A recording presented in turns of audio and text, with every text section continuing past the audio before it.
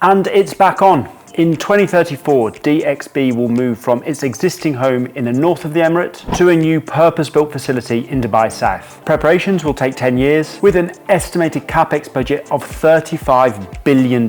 In the ongoing battle of the Middle East superconnectors of Istanbul, Doha and Dubai, this is a major statement of intent, as well as being fundamental to Dubai's vision to be a global top 3 city and the predominant bridge between East and West. Let's do a quick history lesson. In 1960, DXB opened with a single runway made of compacted sand and oil. Fast forward 64 years and you now have the world's second busiest airport. 86.9 million passengers in 2023, 270 destinations, 100 airlines, 24/7 operations and 3 terminals, plus 3.3 million tons of cargo handled last year. It's also home to Emirates Airlines and Dubai Duty Free. So what's the problem? Well, it's simply too small. In just over 50 years since the founding of the UAE, Dubai's growth has been extraordinary and it is not stopping anytime soon. Under the National Tourism Strategy, the Emirate has just announced a target of 40 million hotel guests by 2031. And these tourists need an entry point. But the existing airport and all the surrounding infrastructure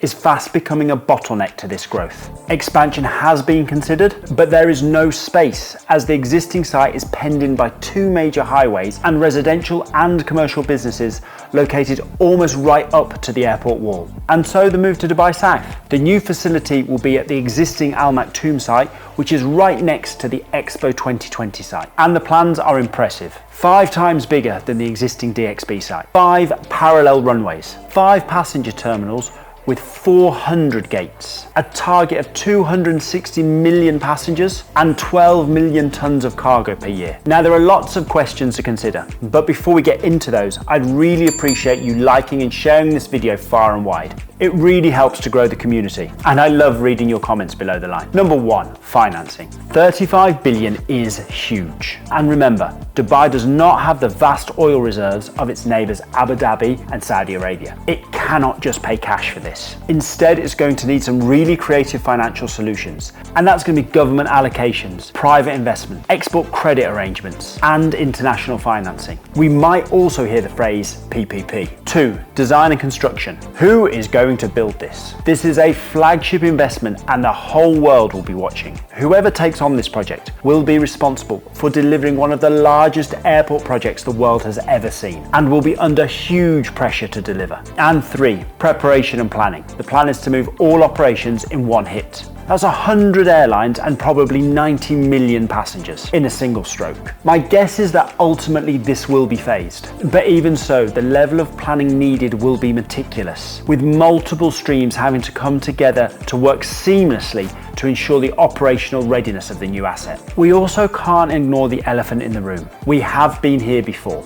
Al Maktoum was opened back in the late 2000s when this move was first earmarked, but then scaled back because of the global financial crisis, which hit Dubai really hard. Today, Dubai is enjoying a period of significant post-COVID growth, but all economies will move in cycles and challenges will undoubtedly appear. How Dubai responds to this will be absolutely critical. However, I've lived here for nearly 11 years, and the one thing I've learned is never, ever, ever bet against Dubai. This is a young, highly ambitious, forward-looking country, which doesn't think in the traditional political cycles and is determined to grow. The starting gun has absolutely been fired on 2034. Now, they may hit this date, it may slip a little, but what is clear is that as Dubai looks to 2050, it is determined to be at the very centre of the global aviation industry.